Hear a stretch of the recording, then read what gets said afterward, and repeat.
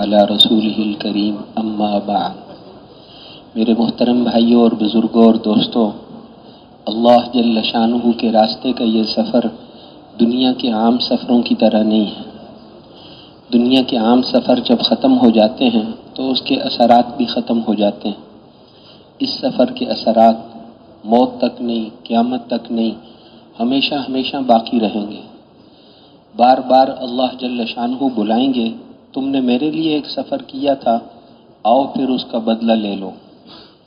پھر بلائیں گے، پھر بدلہ دیں گے، پھر بلائیں گے، پھر بدلہ دیں گے۔ نہ آخرت کی زندگی کبھی ختم ہوگی، نہ بدلہ کبھی ختم ہوگا۔ التعب مؤقت والاجر مؤبد، یہ مشقت عارضی ہے اور اس پر جو اجر اور انعام ملے گا وہ کبھی ختم نہیں ہوگا۔ مشقت تو ختم ہو جائے گی، بھوک برداشت کی، پیاس برداشت کی، گرمی برداشت کی، یہ تو ختم ہو جائے گی، لیکن اس پر جو اجر ملے گا وہ کبھی ختم نہیں ہوگا۔ دنیا کی محنتوں کا بدلہ ایک دفعہ ملتا ہے اور ایمان اور اعمال کی محنتوں کا بدلہ لاکھوں کروڑوں دفعہ ملتا ہے۔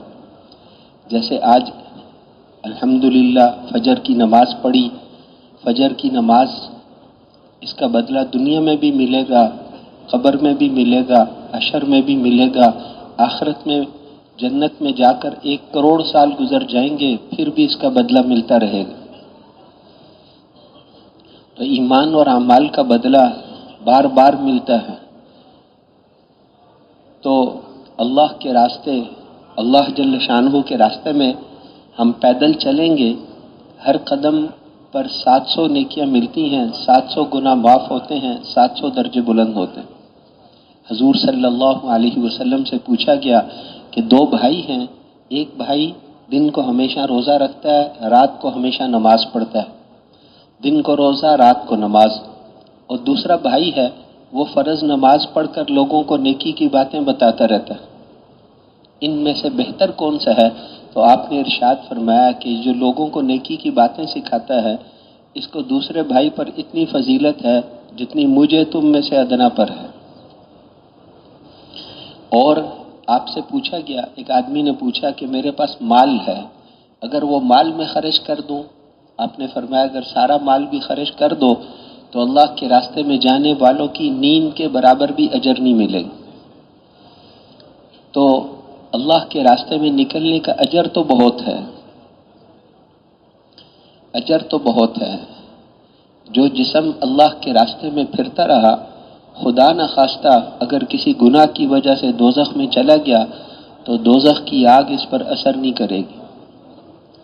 جیسے حافظ قرآن کے بارے میں فرمایا کہ اگر دوزخ میں چلا گیا تو دوزخ کی آگ اس پر اثر نہیں کرے گی کیونکہ اس کے دل میں قرآن ہے۔ اسی طرح اللہ کے راستے میں جو جسم پھرتا رہا اس کے بارے میں بھی یہ فضیلت آئی ہے۔ تو اللہ کے راستے میں پھرنا، اللہ کے راستے میں ایک گھڑی، ایک حدیث شریف میں ہے کہ خانہ کعبہ کے سامنے، حجر اسود کے سامنے ایک آدمی شب قدر میں عبادت کرتا رہے، شب قدر میں عبادت کرتا رہے تو اللہ کے راستے کی ایک گھڑی کا اجر اس سے زیادہ ہے۔ اب بتاؤ، وہاں پر ایک عمل 1,00,000 اعمال کے برابر شمار ہوتا ہے۔ حرم شریف میں ایک عمل 1,00,000 اعمال کے برابر ہے۔ وہاں کی نماز، وہاں کی تلاوت، وہاں کا ہر عمل۔ تو ایک آدمی نے حجر اسود کے سامنے شب قدر کی رات میں عبادت کی، اس کا مطلب یہ ہوا کہ 1,00,000 شب قدر اس کو مل گئی۔ تو 1,00,000 شب قدر جاگے، اللہ کے راستے کی ایک گھڑی کا اجر اس سے زیادہ ہے۔ تو اجر تو بہت ہے، لیکن ہم نے ہر وقت یہ دیکھنا ہے کہ جس مقصد کے لیے ہم نکلے ہیں وہ مقصد بھی پورا ہوا یا نہیں ہوا۔ ہمارے نکلنے کا مقصد کیا ہے کہ یہ جو 6 نمبر ہیں، یہ 6 صفات ہیں، اس کی حقیقت اللہ ہمیں نصیب فرما دیں۔ ایمان اپنی حقیقت کے ساتھ، نمازیں اپنی حقیقت کے ساتھ، علم اور ذکر اپنی حقیقت کے ساتھ، اخلاق اور اخلاص اپنی حقیقت کے ساتھ، اور دین کے مٹنے کا غم اور پورے عالم کی ذمہ داری کا احساس یہ ہمارے اندر پیدا ہو جائے۔ اس کو دیکھتے رہنا ہے یہ ہمارے اندر کتنا آ گیا. کیونکہ حضرت جی مولانا یوسف صاحب رحمۃ اللہ علیہ فرماتے تھے کہ ابھی تک تبلیغ کا کام شروع نہیں ہوا، ابھی تک صرف ہم آدمی تیار کر رہے ہیں. جیسے تجارت تو کسی تاجر کے حوالے کرو گے نا، اور کھیتی باڑی کو جاؤ گے چھوڑ کر تو کسی کھیتی باڑی جاننے والے کے حوالے کریں گے. تو نبیوں والا کام تو اس کے مناسب آدمی کون ہے؟ ابھی تک ہم محنت کر رہے ہیں. محنت تو اس دن شروع ہوگی جس دن ان پھرنے والوں میں ان 6 صفات کی حقیقت پیدا ہو جائے. پھر اللہ جل شانہ وہ مسلمانوں کی عزتوں کے دن جو 1000 سال پہلے جو مسلمانوں کی عزت والے دن تھے، وہ دن پھر اللہ لے آئیں گے. اب ان 6 صفات کی حقیقت ہمارے اندر آ جائے، اس کے لیے کیا کرنا پڑے گا؟ ہر نمبر پر 3 محنتیں کرنی پڑتی ہیں. ہر نمبر، پہلا نمبر صحیح یقین پر 3 محنتیں کرنی. نماز پر، علم اور ذکر پر، اخلاق پر، اخلاص پر. یہ 6 نمبر جتنے ہیں ان سب پر 3 محنتیں کرنی ہیں. پہلی محنت کیا ہے کہ ان 6 صفات کی روزانہ دوسروں کو دعوت دینا. یہ 6 صفات اپنے اندر پیدا کرنی ہے تو اس کی دوسروں کو دعوت دو. جو چیز آپ اپنے اندر پیدا کرنا چاہتے ہیں اس کی دوسروں کو دعوت دیں. تقوی پیدا کرنا ہے تو تقوی کی دعوت دیں. نمازوں کا اہتمام پیدا کرنا ہے تو نماز کے اہتمام کی دعوت دیں. یہ اس عمل کو اپنے اندر پیدا کرنے کا طریقہ ہے. جو چیز اپنے اندر پیدا کرنی ہے اس کی دوسروں کو دعوت دیں. جو دوسروں کو نماز کی دعوت دے گا خود اس کی جماعت نہیں چھوٹے گی. تو 6 نمبر اگر اپنے اندر پیدا کرنے ہیں تو پہلی محنت یہ ہے کہ ان 6 صفات کی روزانہ دوسروں کو دعوت دینا. ٹرین میں، بس میں، لوگوں میں، وہاں پہنچ کر بستی میں، بستی سے باہر، دن کو، رات کو، ہر وقت دعوت دینا. دعوت بنیاد ہے، ہمارے اس کام کی بنیاد ہی دعوت ہے. ایک مسلمان کو لے کر اس کے ساتھ تعارف کر کے اس کو نرمی سے دعوت دینا. اللہ کی عظمت، بڑائی، نماز صحیح ہو جائے، ساری چیزیں اس کی دعوت دینا. پہلی محنت یہ ہے، دعوت دینا. دیکھو ساری چیزیں اللہ نے ایمان کے ساتھ جوڑی ہیں اور ایمان کو دعوت کے ساتھ جوڑا ہے. ایمان ترقی کرتا ہے، اعمال پر استقامت ملے گی ایمان کے بقدر. اخلاص ملے گا، حدیث میں آتا ہے اخلاص ملے گا ایمان کے بقدر. ہر عمل کی قیمت لگے گی ایمان کے بقدر. پورے دین پر چلے گا ایمان کے بقدر. گناہوں سے بچے گا ایمان. جتنا ایمان ہوگا اتنا آدمی گناہوں سے بچ سکتا ہے. اور ایمان ترقی کرتا ہے دعوت دینے سے. ساری چیزیں ایمان کے ساتھ، اور ایمان ترقی کرتا ہے دعوت دینے سے. اعمال پر استقامت ملے گی ایمان کے بقدر. اخلاص ملے گا ایمان کے بقدر. ہر عمل کی قیمت لگے گی ایمان کے بقدر. دیکھو اس کی جیسے حضور نے فرمایا کہ تم بعد میں آنے والے پہاڑ جتنا سونا صدقہ کرو، اور میرے صحابی نے 1 سا جو صدقہ کیے، 1 مد، آدھا سا جو صدقہ. وہ جو صدقہ کرے تو تمہارا ثواب اس کے برابر نہیں ہو سکتا. تم سونا صدقہ کرو پہاڑ جتنا، اور وہ تھوڑے سے جو صدقہ کرے اس کا ثواب زیادہ ہے. کیوں؟ اس لیے نہیں کہ وہ صحابی ہیں، اس لیے نہیں، وجہ بتائی اس کے ایمان کی قوت کی وجہ سے. صحابہ تم جتنی نمازیں نہیں پڑھتے تھے لیکن تم سے اچھے تھے. کیوں؟ ایمان کی قوت کی وجہ سے. عبداللہ ابن عمر سے کسی نے پوچھا کہ صحابہ کبھی ہنستے بھی تھے؟ کہا ہنستے تو تھے لیکن ایمان پہاڑوں سے زیادہ مضبوط تھا. تو ہر عمل کی قیمت لگتی ہے ایمان کے بقدر. اخلاص ایمان کے بقدر. استقامت ایمان کے بقدر. پورے دین پر چلے گا ایمان کے بقدر. گناہوں سے بچے گا ایمان کے بقدر. اور ایمان ترقی کرتا ہے دعوت دینے سے. اس لیے یہ ہماری ضرورت ہے کہ ہر ساتھی ہم میں سے روزانہ ایمان یقین کی دعوت دے. روزانہ جتنی ہم دعوت دیں گے اتنا ہمیں فائدہ ہوگا. اگر ہم دعوت نہیں دیں گے تو یہاں رائیونڈ میں ہم تنگ آ جائیں گے. اور اگر دعوت دیں گے تو ہمیں بہت مزہ، اس جیسی جگہ تو ہمیں دنیا میں کہیں نہیں ملے گی۔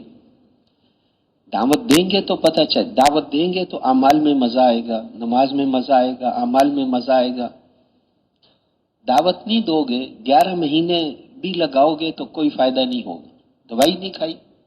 ایک آدمی ہسپتال میں آئے اور دوائی نہ کھائے تو اسے تو ہسپتال کی بدبو سونگھنے کے علاوہ اور کوئی فائدہ نہیں ہوگا۔ تو یہاں کا فائدہ تو تب ہوگا جب دعوت دے، انفرادی اوقات میں دعوت دینا۔ شیطان اور نفس تو ہمارے دشمن ہیں نا، وہ پہلے تو نکلنے نہیں دیتے، نکلو تو پھر اعمال میں نہیں لگنے دیتے۔ تو ہمارا پہلا کام کیا ہے؟ روزانہ دعوت دینا۔ ہم میں سے ہر ساتھی روزانہ گھنٹوں دعوت دے۔ پھر دوسرا کام کیا ہے کہ جو دعوت دوسروں کو دی تھی، تنہائیوں میں اپنے آپ کو بھی وہ بات سمجھائے۔ دوسروں کو کہا تھا کہ مال سے، ملک سے، عہدے سے، ڈگری سے، پیسوں سے زندگی نہیں بنتی۔ تنہائیوں میں اپنے آپ کو بھی سمجھائے کہ میں ڈگری سے، عہدے سے، مال سے، چیزوں سے میری زندگی نہیں بنتی۔ زندگی تو اللہ بناتے ہیں، اعمال پر بناتے ہیں۔ تو جو دعوت دوسروں کو دی تھی، تنہائیوں میں، فارغ اوقات میں اپنے آپ کو بھی دعوت دے، اور ہر وقت یہ دیکھے کہ اللہ کیا چاہتے ہیں۔ غمی میں، خوشی میں، بیماری میں، صحت میں، ہر حال میں میں وہ کروں گا جو اللہ چاہتا ہے۔ کسی آدمی نے ہمارے بستر اٹھا کر پھینک دیے، اب اس کو یہ نہیں کہنا کہ میں پٹھان ہوں، اب تمہیں پتہ چلے گا کیا ہوتا ہے۔ نہیں، پھر یوں کہا تو اللہ ناراض ہو جائیں گے۔ نہیں، ہم تو یہ دیکھیں گے اللہ کیا چاہتے ہیں، اللہ اس وقت کیا چاہتے ہیں، میں کیا کروں۔ ہماری کوئی غیرت نہیں، غیرت تو اللہ اور اس کے رسول کی ہوتی ہے۔ جو وہ فرمائیں گے وہی کرنا ہے۔ ہر وقت یہ دیکھنا کہ اللہ، جیسے کمپاس ہوتا ہے نا، کمپاس قبلہ نما، اس سے قبلہ چیک کرتے ہیں۔ قبلہ اس کی سوئی قطب شمالی کی طرف ہوتی ہے، ادھر شمال ہے، قطب شمالی کی طرف ہوتی ہے۔ اس کو ادھر گھماؤ، ادھر گھماؤ، پھینک دو، اس کی سوئی 1 سیکنڈ میں اپنی جگہ پر آ جاتی ہے۔ اللہ جل شانہ مومن کو بھی ایسے ہی دیکھنا چاہتے ہیں کہ اس کے دل کی توجہ ہر وقت اللہ کی طرف ہو، غمی میں، خوشی میں، بیماری میں، صحت میں۔ جیسے ایک بچہ ہوتا ہے نا، چھوٹا بچہ، وہ اپنے باپ کو ہر وقت ابا یہ دیکھو، ابا یہ دیکھو، ایک دن میں 1000 دفعہ ابا یہ دیکھو، پاؤں پہ یہ ہو، چوٹ لگ گئی، ابا یہ دیکھو۔ ایسے ہم ہر وقت اے اللہ اب تو کر دے، اے اللہ اب تو کر دے، اے اللہ اب تو دے دے، اے اللہ اب تو دے۔ اللہ میں محنت کرتا ہوں، ایمان دل میں نہیں اترتا، آپ ہی دیں گے۔ ایمان تو قرآن میں فرمایا کہ 7 آسمان اور زمین والوں میں سے جس کو بھی ہدایت ملی صرف اللہ کے دینے سے ملی ہے، کوئی اور کسی کو دے نہیں سکتا۔ نبیوں کے سردار کو بھی فرمایا کہ آپ کے چاہنے سے ہدایت نہیں ملے گی، ہمارے چاہنے سے ملے گی۔ انک لا تہدی من احببت ولکن اللہ یہدی من یشاء۔ تو اب ہدایت تو صرف اللہ دیتے ہیں۔ اصحاب کہف کو اللہ نے ہدایت دی، فرعون کے جادوگروں کو اللہ نے ہدایت دی، آج تک جس کو بھی ملی اللہ نے دی۔ حضرت ابوبکر، حضرت عمر، اتنا مضبوط ایمان اللہ نے دی۔ تو ہمیں بھی ہدایت تو اللہ دے سکتے ہیں، لیکن طلب کے بغیر نہیں دیتے۔ دنیا تو اللہ نے بتایا ہے بے قیمت چیز ہے، اس لیے ہم کافروں کو بھی دے دیتے ہیں۔ اگر اس کی قیمت ایک مچھر کے پر جتنی بھی ہوتی تو ہم کسی کافر کو ایک گھونٹ پانی کا بھی نہ دیتے، لیکن بے قیمت ہے اس لیے دے دیا ہے۔ اور قرآن پاک میں فرمایا کہ اگر امتحان سخت نہ ہو جاتا تو ہم تو یوں چاہتے تھے کہ جتنے بھی کافر ہوں سب کے گھر سونے کے بنا دو، مسلمانوں پر تکلیفیں آئیں گی ان کا گھر سونے کا بنا دو، لیکن پھر امتحان سخت ہو جاتا، اس لیے اتنا سخت نہیں، ان کو اس کی قیمت نہیں ہے۔ لیکن دین ہم بغیر شوق کے نہیں دیتے۔ انلزمکموها وانتم لها کارہون، یہ اللہ کی غیرت کے خلاف ہے۔ دین بہت بڑی چیز ہے، وہ شوق کے بغیر نہیں دیں گے۔ تو اپنی طلب اللہ کو دکھانا، اپنی شوق اللہ کو دکھانا، سب آنے والے برابر لے کر نہیں جاتے۔ جس کا جتنا شوق ہوگا اس کو اتنی ہدایت ملے گی. تو اپنا شوق اللہ کو دکھانا. اس لیے پہلا کام کیا ہے؟ دعوت دینا، کامل ایمان کی دعوت دینا. پھر اپنے آپ کو بھی تنہائیوں میں دعوت دینا اور یہ دیکھنا کہ اللہ کیا چاہتے ہیں. تیسرے، رو رو کے پھر اللہ سے دعا بھی مانگنا. اے اللہ، میں تو محنت کرتا ہوں، دل پر محنت کرتا ہوں، پھر دل میرے ہاتھ سے نکل جاتا ہے. پھر محنت کرتا ہوں، پھر میرے سے تو نہیں ہوتا. کتنے سال میرے سے نہیں ہوتا. آپ ہی کر سکتے ہیں. ہدایت نصیب فرما دے. حضرت علی فرماتے تھے کہ ان کو اللہ نے ایسا ایمان دیا، کہتے تھے کہ اگر میں اللہ کو دیکھ لوں اپنی آنکھوں سے تو پھر بھی اس ایمان میں اضافہ نہیں ہوگا. اتنا حضور کے بتانے پر اتنا پکا ایمان ہے ان کو اللہ نے ایمان دیا. حضرت ابو بکر کہ پوری امت کا ایمان ایک طرف رکھ دو، ان کا اس سے بھی زیادہ ہے کو اللہ نے دیا. حاجی عبدالوہاب صاحب فرماتے تھے حضرت ابو بکر کو ایمان دے کر اللہ کے خزانے خالی نہیں ہوئے، لیکن شوق تو پیدا کرو پھر دیں گے. لینے والوں کو دیتے ہیں، جسے شوق ہوگا اسے مل.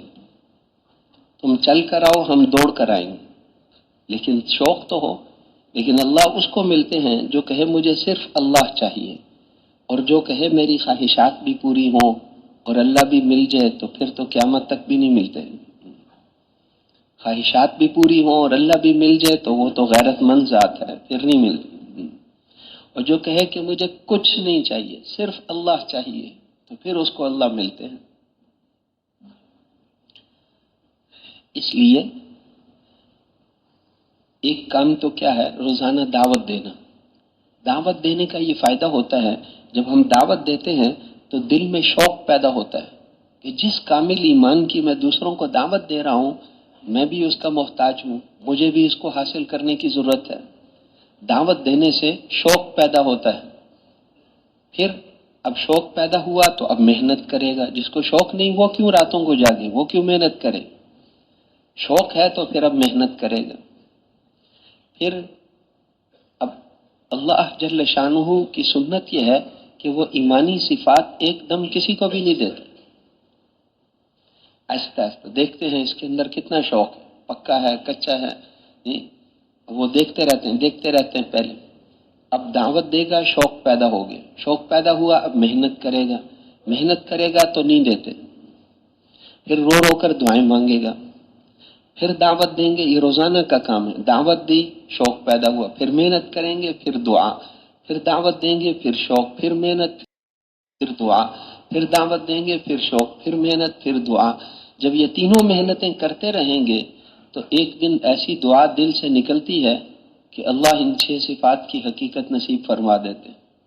ہوگا تو دعا سے، لیکن وہ دعا دل سے نکلتی نہیں جب تک اس سے پہلے لمبی چوڑی محنت نہ ہو، اور محنت ہوتی نہیں جب تک شوق نہ ہو، اور شوق پیدا ہوتا نہیں جب تک دعوت نہ دے. اس لیے بزرگ فرماتے ہیں کہ ہم میں سے ہر ساتھی روزانہ ایمان و یقین کی دعوت دیں. روزانہ ہم میں سے ہر ساتھی، امیر صاحب بھی، دوسرے بھی، ہر ساتھی دعوت دیں. اور